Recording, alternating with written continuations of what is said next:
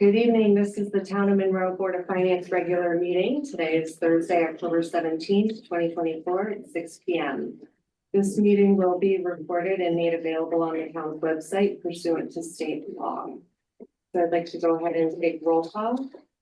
Catherine Stopper. Present. Steve Hirsch. Present. Nick Sentimentis. Present.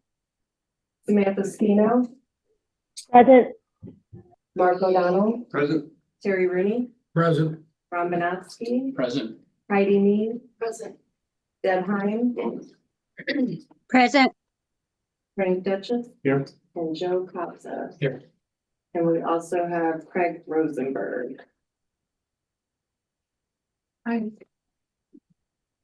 Okay, so the second item in our agenda is the review of the minutes. Is there a motion to accept the meeting minutes as presented? So moved. Second, Seconds. great. For clarification, there's two sets of minutes, August 15th and September 19th. Okay. So sir, And they're both in the packet. they're both in the packet. I have no discussion on the first ones. What's that? Any discussion from those on the call? No. Not if it's. Yeah. Okay, Okay. so next is the first selectmen's communication. I'll move to approve the second set of minutes. Right, If you want to do independently short, I'll second that. right, we have to approve the second ones. Yeah. Yeah, Do a second? Okay. Is there a second then? I'll second it. Okay, any discussion? Hearing none. Okay, so next is first selectmen's communications. Thank you, Madam Chair. At this time, I really have nothing to report. Everything is moving along fine. The only thing Frank Duchess and I did have a conversation today about revenue, which is positive, but I'll leave Frank to explain that part if he's going to report on that tonight in any way. But everything's status quo, everything's going fine. And that's all I have. I have nothing to report. Thank you. Okay. Superintendent's communications? Thanks. I just wanted to share really quickly, our enrollment summary. I shared it with the board at our last board meeting. Just to keep everything moving pieces. Obviously, one of the things that drives costs for us is enrollment. So enrollment is officially taken and reported to the state twice a year, October 1st, and then on the last day of school. So October, we get kind of a snapshot on October 1 of where we are. So on the first page, on one page, you'll see it says enrollment summary. On the flip side of it, is the school by school. On the enrollment summary, that's just kind of what that includes all of our schools. It also includes all of our students, even those kids that aren't in Monroe right now that are either outplaced or at some of the other schools in the area, schools of choice like Abbott Tech and things of that nature. If you flip over to the three columns piece, that one kind of, you get a little bit more there, and it gives you a little bit better picture of what's going on. It's what I explained to the board is remarkably unremarkable in the sense that, if you look at the bottom, so what I have here actually, if you go from left to right, left is October 1 of last year. The middle column is the last day of school last year. And then the right column is our October 1 number this year. So if you look at the bottom, you'll see, last year at October 1, we were at 3455. This year we're at 3431. About 24 kids down. So it looks kind of, like enrollment is down. But the thing I caution the board about is there was a change in the law this year on kindergarten entry age.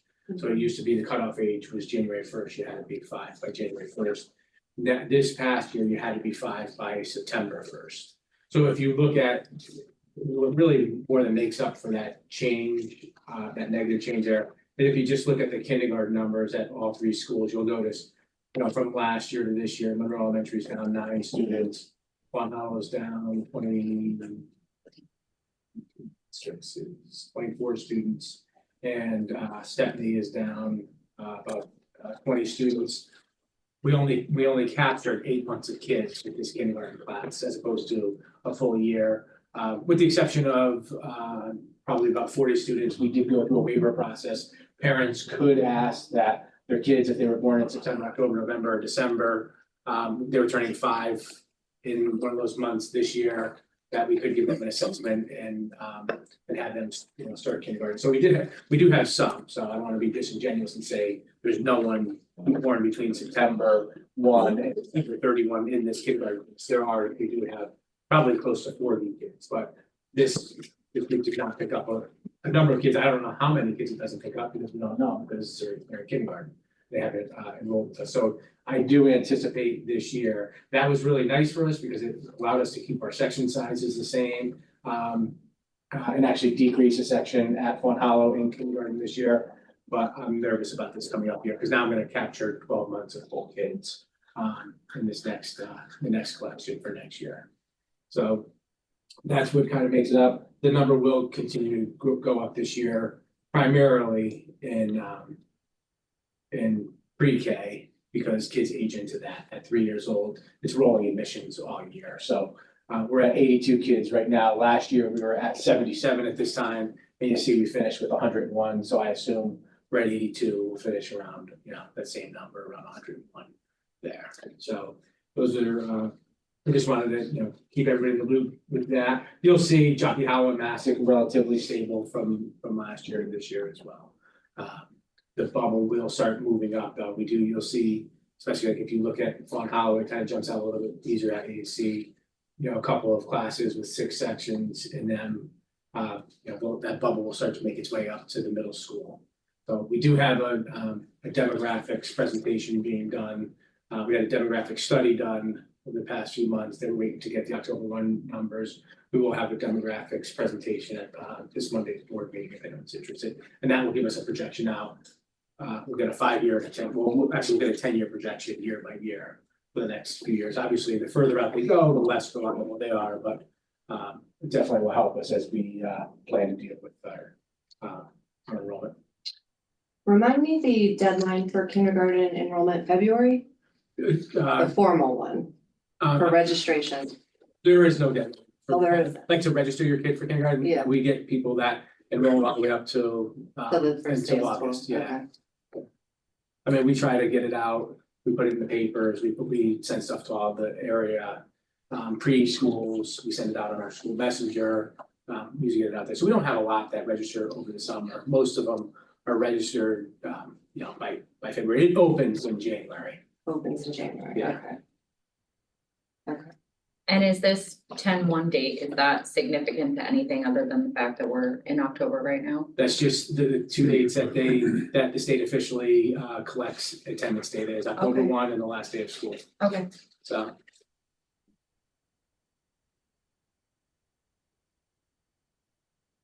And the demographic study that factors in, like people moving in and out of town? it's gonna, it'll factor in Okay. migration. Okay. Birth rates and all that. Birth rates. Potential Women of development, childbearing age, what's that? potential development. Potential Development, developments. yeah, And that's next Monday? This Monday. yeah. The 21st. And we've all been invited. Like we were for the other. Thank you. Thank you. All right, thanks, Joe. Thank you. All right, so review of our financial reports. Year-to-date general fund budget report. Anything you Yeah, wanna so- call out? Municipal side, does anyone have any specific questions they'd like addressed?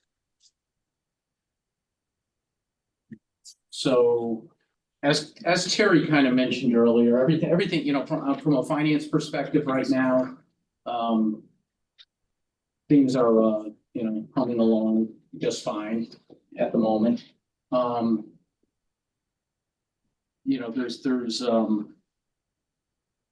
There's a couple negative available budgets in here, so deficits that honestly Heidi and I have to go back and investigate a little further. I think there might be, we just want to make sure that there aren't double encumbrances in there. Make sure that purchase orders weren't put in twice, because some of them are fuel related and it doesn't make sense that they're over encumbered at this point. Other than that, everything's fine. Okay. So if nobody has any specific questions, I'll move on to the Board of Ed. It's fine. Okay. Board of Ed side, again, same thing right now. There's nothing really, no concerns. There is one thing I wanted to point out at this time of the year. We have not received any excess cost funds from the state. So if you look on page 2 of the year-to-date budget report from the Board of Ed, you see a negative available budget of $761,000. That's because that's where we budget the grant offset. So we haven't received any grant funds, so that'll that is a little over budget right now.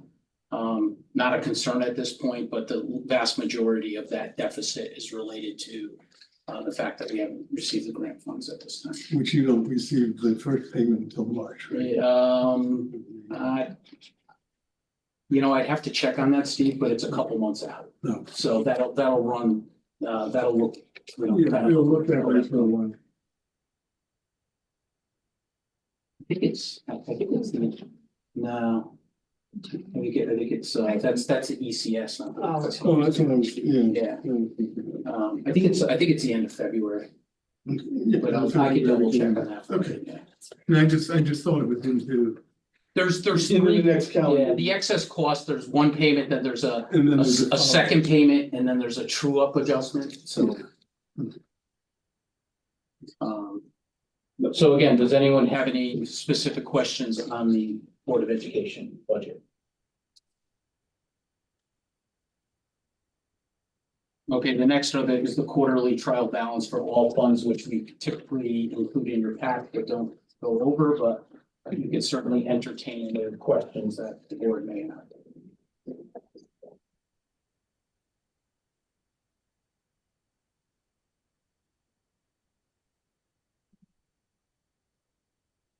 Any questions from Sam or Nick?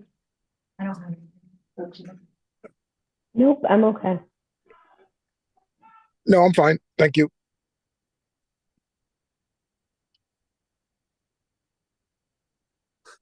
All right, so. And yeah, the only other thing is I think we received Monroe Volunteer Fire Department's quarterly statement today or yesterday. We're gonna include the fire department quarterly reports Next month. Okay, that's fine. All right, Frank, monthly report of the treasurer. Interest rates have started to come down. We've seen that the Fed dropped a half a point. We weren't sure whether it was going to be a quarter or a half. But the interesting thing is that the 10-year has not come down equally. We've seen the impact on the stiff rate. Stiff rate, the 7-day average has been about 5%. Prior to that, we were looking at about 5.42. So it's not come down the full half a point that the Fed has come down. And we think we'll probably see that going forward as well. But we will see a steady decline throughout the year. Year-to-date interest, we're at 878,000, as Terry was pointing out. If you look at that compared to our full year budget, which is 2.5, which says we should do about 625,000 a quarter. So in the first quarter, we're ahead of the game. But if we look at a declining budget rate, we're probably consistent with the model we put together where we say that the interest will continue to decline as we go through the year. Will it decline as fast as we had? I don't know. Right now, we can say we're probably in a good position. On the treasuries, and I think I've mentioned this before, we were using mostly 6-year treasuries. But at 6 month, I'm sorry, thank you, Steve. 6 month. But as we've seen the trajectory of the decline in interest rates, as those 6 months have been maturing, we've been moving into 12 month. I don't want to go years after months. We've gone into 12 month, so that we can project that interest rate out a little bit further. And again, that impacts really only about 13 million of what we have. Because the rest of it is in STIP with the state, but the biggest chunk of our money is in our general fund, which stays there as liquid so that we can pay our bills. But that's kind of where we are. I would say we're on track. It was good that we're ahead of the game through the first quarter. It gives us room as we go through the year. So What are you thinking the Fed's gonna do the rest of the year? Are you looking at just one? and as we talked about all last year, God only knows. But, I Because mean, the people you talk to, everybody was thinking, and the projections were that there would probably be 2 rate cuts yet this year. And at one point, they were getting giddy and saying, maybe you'd get another 0.5. But listening in the past week, you've had 2 Fed governors who said, well, maybe we ought to stop and think about what we're doing. My guess is we're gonna get either 1 or 2 0.25s, November and December. They may skip November and do a 0.25 in December, but but the thing that offsets that is the bond rates are not staying quite in sync with what the Fed's doing. So it's keeping the interest rates somewhat elevated from where the Fed has been. It's definitely been interesting. Thank you, Frank. All right, monthly report of the tax collector. Deb? Hello, how are you? We're tracking very well. We're up, I would say about the same as we were last year. Last year we were at 52.2. This year we're 52.2. So we're back, we're on track. Our back taxes and all have been coming in. A lot of how can I say it? Foreclosures are happening, so banks are paying off. Seeing a lot of title searches coming in with foreclosures lately, because of the downturn in the market. I've had a couple bankruptcies come in, but all their real estate taxes were paid, and their real estates are going to fall under the bankruptcy that they will still be payable because they were up to date. So the couple of bankruptcies I've had, it's not going to affect anything here right now. So I think we're in very good shape right now. I don't know what's going to happen months down the line, but right now we're in very good shape. Any questions? I don't think so, Deb. Thank you. Okay, thank you. All right, public participation. Are there any members of the public who wish to participate? I don't see any. Okay, so we can move on to new business. There's proposed capital reserve transfers. Ron, do you want to take us through? Sure, so. Basically from a high level for both of these two intra-fund transfers within the capital reserve are, for lack of a better way to put it, there's most of it's cleanup stuff, just some residual balances from projects or purchases that were completed. The first transfer is all bond related, so those funds, historically what we've done and what we can't, your limit, you could basically either reappropriate them for a different project or transfer them and utilize them against debt service, which is a acceptable use. So all of those projects had residual balances, and the transfer is to just transfer them into the debt service line in the capital reserve, which if you look at the debt service portion of the budget each year, we utilize, there's an offset within that negative amount in the budget, and that's where that comes from.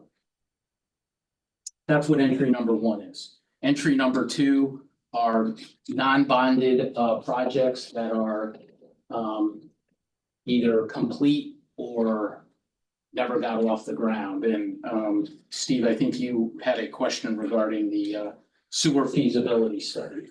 That was an appropriation done probably about, I'm gonna say 4 or 5 years ago. under the previous administration, and it never, it never got off the ground. And in talking with Bill Holsworth, right now, I'm not saying something like that will never get done, but it's not gonna happen in the What was it foreseeable. intended to do? I think my understanding was it was, to look at the feasibility of us to tie into, Oh, Trumbull was that related to Trumbull and doing I believe so. stuff on 25? Like tying into a Yeah, sewer the town, system. yeah, the town has looked at that a couple of times because we don't, and Trumbull has to approve and Bridgeport has to approve yeah. and then. And I think the capacity, there's just no capacity there to Down. allow us to. Absolutely. That would Down involve south, a yeah. major expansion of their plant. So does this then close out these accounts? Yes. Yeah, it's a big cleanup. Yes. So there is, there's a couple, so on those are the from columns, okay? The two columns, there's, there was a minor adjustment there required to close out the work that then playground project, it actually needed an additional $51. And I think there was a noticing in the paper that wasn't covered. The first one, the open space. So going back about 8 to 10 years ago, open space was accounted for in the capital reserve. There was $36,000 at the time. It was that money had just been sitting there, wasn't being utilized, was closed at the time and we moved into the general fund.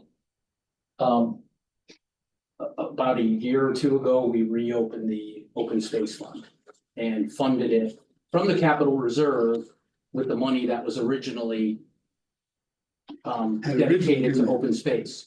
The problem was it wasn't in the capital reserve anymore. So basically that's to, there was a negative balance in the capital reserve. So that's to basically zero it out.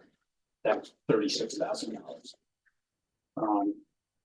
The money is available in the capital reserve from other funds. The actual original funds are in the general fund, if that makes sense. Okay. So this is just not something, the open space is not a line item that we had in our That is, budget that was it's passed. not in the capital reserve anymore. There is now a Right. separate open space. So it just fund. has to be moved to, This actually zeroes it out within the Right. capital. It's already been moved. So it was Yeah. put Okay. aside for how many years? It was, It's been- so it was, Just curious. it was, yeah, there was no activity on it and it was sitting there. I don't know, it went many years with no activity, so that's why we closed it out originally. And then, There was a period where we bought some space and then. there was, we didn't buy any. yeah, For and a long then, time. yeah, and then this goes back under the prior administration. The thought was, no, we need it. And we should have it. And oh, by the way, these funds that were originally dedicated to it should go back to it. So that's. what Amazing it happened. was held on for that long. Yeah, yeah. Well, a lot of times you'll see we've opened things and then we've finished whatever it is and they'll just sit there because of the little bits and pieces. So this is not necessarily, It's a good thing. these are unique each year, but historically we've cleaned up a bunch of stuff over the years. so these small balances, it's just what's left. Exactly. Yeah. Exactly. So the last four items, so the last items that the transfers are going to, so emergency repairs and expenditures, that's a line item within the capital reserve in case something happens during the course of the year that we didn't budget for. The Board of Finance established that line within the capital reserve a couple of years back, and this is just to replenish those funds. Those aren't earmarked for anything specific. But the next line will kind of give you an idea. The library repairs and maintenance, there's about $5,000 in that library repair and maintenance line right now. This additional two brings it to an amount that covers an elevator repair, which is In process. in process and needs to be done. And I think, Terry, you may actually know more about that, the specifics on that than I do. I But know this it's is, $7,000 to repair it. yes, okay. Okay. And that's gotta be done. Mhm. So that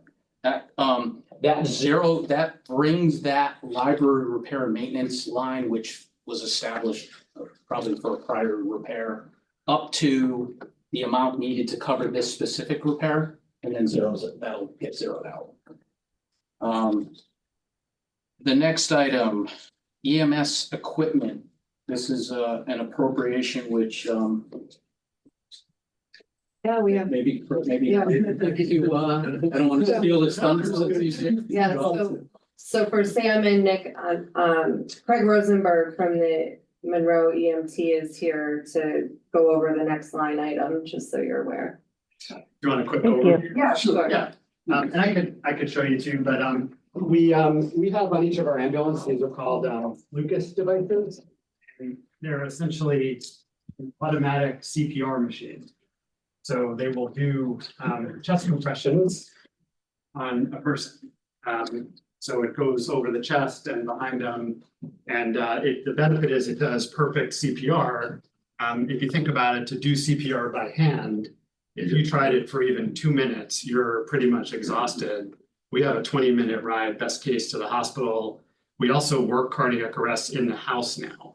So in general, we may spend 40 minutes in someone's house because we can do everything that the ER can do. And if, hopefully we get you back and then we transport, or we end up, pronouncing, but we can end up doing CPR for 50 minutes.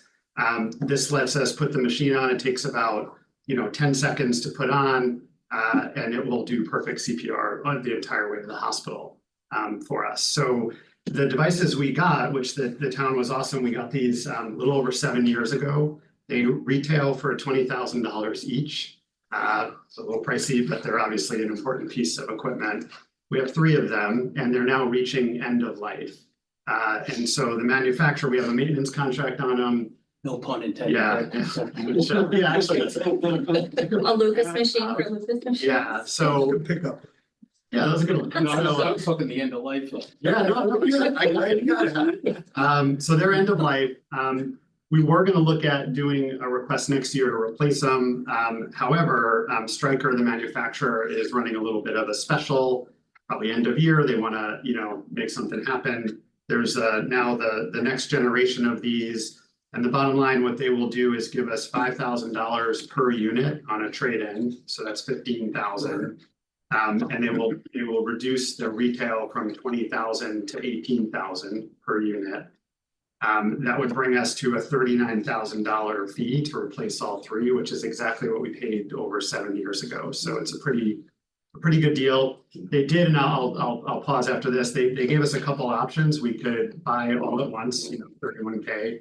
We do need to get an order into them this month because there's a fee increase. I love the pressure here. There's a fee increase on 11/1. Sales guys. Yeah, exactly, yeah. But they also gave us the option, if we want, they will do a lease agreement, which would let us make at no interest 12 monthly payments and then $1 buyout at the end of the lease. And I have it all documented. So it's just a question of if we wanted to, pay it all at once and not deal with a lease, or if you wanted to do a lease and do $1 buyout at the end. But happy to take questions, but that's the skinny. But the lease is only for a year anyway, so you're doing it within. It's 12 months, yeah, 12 months. yeah, that's all. They offered it, so. Yeah, we got the money, I think. Yeah. That's on us. Yeah, it makes a difference. Yeah, and we, unfortunately, we use these probably a couple times a month, 1 or 2 times a month. So it's really been an important piece of equipment, and yeah, so we appreciate the support. Any questions? Definitely a no-brainer. Yeah. We appreciate it. And then we'll get, just to say, we'll get about 8 years out of this purchase before. There might be some offsetting. We'll work this in the next, because they come with a warranty. So we have the maintenance contract. It's already budgeted for. When we do next year's budget, I think we can lower the maintenance contract a little bit because these will be at least for part of that under warranty. So we'll work that with Stryker as well. Okay, Thank you. perfect. Thank you, Craig. Appreciate Thank it. you. Very good. Appreciate the support. Yeah, so then the last, assigned, which is uncommitted funds, would just remain in the capital reserve, not assigned for a specific project, but available. Would require commitment from this board to utilize, so it would just sit in the within the capital reserve.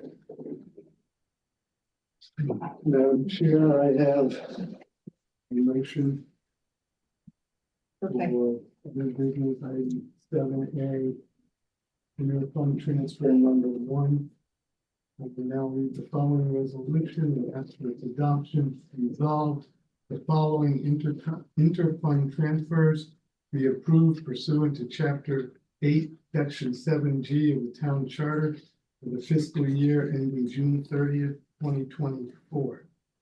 $48,687.94 from fire apparatus, $70,187.14 from radio system replacement, $4,500 from EMS facility project phase 2, $3,046.45 from fire equipment 2020, $20,859 from fire equipment 2022, and $147,280.53 to debt service premiums and excess bond proceeds, and that the funds are to be used to offset future scheduled debt service payments.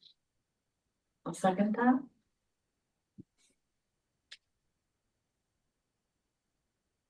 any discussion? Anybody on the phone? Anybody on the phone? No, we're good. I'm good. Okay, so do we have to take a roll call for Yeah, that? take a roll. Okay, so Catherine Stoffer. Aye. Steve Kirsch, Aye. Nick Sentimentos, Aye. Samantha Spino, Aye. Mark O'Donnell. Aye. So motion passes unanimously.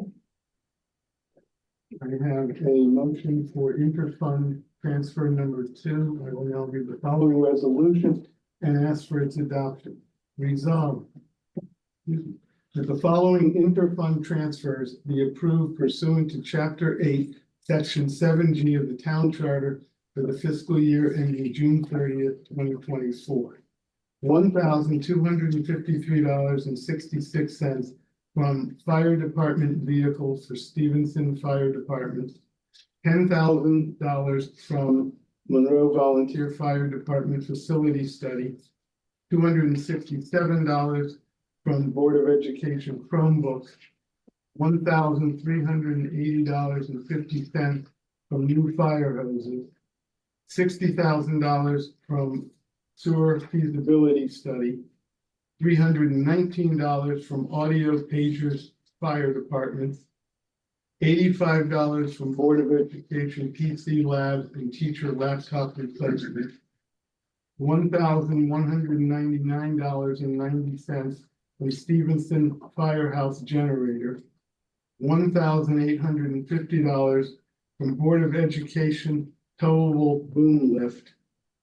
$3,375 from FY23 Parks and Rec projects, $2,500 from FY2022 DPW asphalt trailer tilting, $4,387.95 from FY24 library upgrade existing cameras / system, $75,000 from Stevenson Firehouse roof, $75,000 from Stepney Firehouse roof, and $51.20 to the Wolf Den Playground, $36,000 to open space, $100,000 to emergency repairs and expenditures, $2,000.83 to library R&M, $39,000 to EMS equipment, and lastly, $59,565.98 to assigned uncommitted funds. Have a second? Catherine Stoffer, second. Any discussion? Alright, Catherine Stoffer, Aye. Steve Kirsch, Aye. Nick Sentimentos, Aye. Samantha Spino, Aye. Mark O'Donnell, Aye. and so passes unanimously. All right. You're good with that, right? All right, so is there a motion to adjourn? So moved. Thank you.